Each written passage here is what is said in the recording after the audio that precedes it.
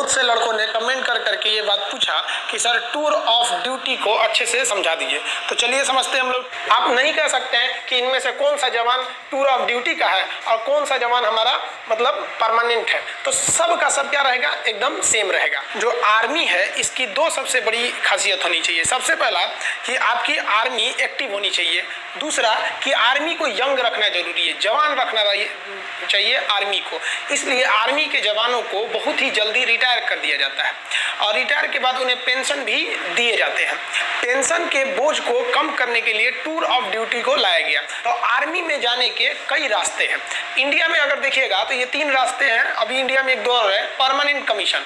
Permanent commission उसे कहा जाता है जिसमें आपको पूरी जिंदगी आर्मी के साथ पूरी लाइफ गुजारनी होती है। लाइफ कहने का मतलब ये नहीं है कि आपकी मतलब आपको पूरी जिंदगी आर्मी में नहीं रहना। अगर आप जवान हैं तो आपकी उम्र 38 से 40 साल होगी तो आपको रिटायर कर दिया जाएगा। ऑफिसर है तो 54-55 पे रिटायर कर दिया जाता है।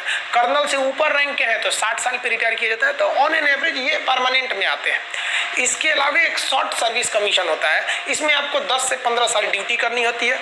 जब तक ड्यूटी करिएगा तब तक आपको सैलरी वगैरह सब कुछ मिलते रहेंगे। 15 साल बाद रिटायर कर दिया जाता है। अब रिटायरमेंट के बाद इन लोगों को पेंशन भी दिया जाता है।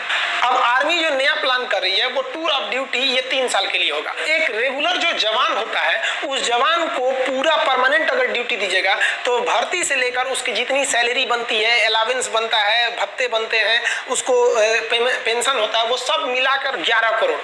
और अगर यही जवान अगर हम टूर ऑफ ड्यूटी के तहत लेते हैं तो 3 साल का है तो 3 साल में आप उसको कितना अलावेंस दे दीजिएगा, कितना खर्चा कीजिएगा। आप पेंशन का तो बवाल ही नहीं है। तो टोटल 90 लाख खर्चा आएगा। तो हम यहाँ कैलकुलेशन इजी करने के लिए 1 करोड़ लिख दिए। जो रेगुलर जवान है वो 11 करोड़ और जो टूर ऑफ ड्यूटी पे आ रहा है 1 करोड़, यानी एक जवान पर कितना बचेगा, हमको 10 करोड़ बचेगा।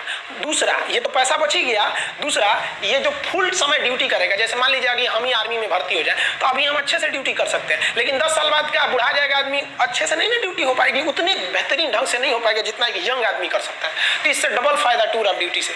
एक जवान के पीछे 10 करोड़ बच गया और सेना पूरी तरह जवान है, एकदम यंग है। समझ में आया कि नहीं? आपके मन में एक सवाल आएगा कि ये जो सैनिक होंगे टूर ऑफ ड्यूटी पे ये कैसे आएंगे? टूर पे जैसे घूमने जाते हैं, नहीं, इनका भी वैसे ही बहाली होगी, वैसे ही भर्ती होगी जैसे एक रेगुलर आर्मी का होता है, वैसे ही ट्रेनिंग होगी जैसे एक रेगुलर आर्मी का। यानी अगर कोई जवान खड़ा है तो आप देख के नहीं कह सकते हैं कि टूर ऑफ ड्यूटी का है कि ये परमानेंट है। फिर आप उसके आई कार्ड को देखना पड़ेगा, उसका सर्विस रिकॉर्ड देखना पड़ेगा कि कौन सा ये जवान है, तब पता करेंगे। ट्रेनिंग भी एक ही जगह पर होगी, सैलरी भी एक मिलेगा, हर चीज एक रहेगी। फर्क बस ये रहेगा कि भैया आपको 3 साल पे रिटायर कर। भर्ती सेम होती है। आप आर्मी की भर्ती देखे होंगे, हमारे देश के जितने युवा जवान होते हैं दौड़ लगाते हैं वो लोग 4 मिनट में 1600 मीटर दौड़ लगा के वो दौड़ लगाते हैं। फिर जो प्रोसीजर होती है उनका, वो उस प्रोसीजर के बाद वो लोग सेलेक्ट होते हैं। कि ये टूर ऑफ ड्यूटी मेनली किसके लिए किया जा रहा है कि भैया हम अपने पेंशन पे हो रहे खर्च को कंट्रोल कर सके और अपनी सेना को मॉडर्न टेक्नोलॉजी दे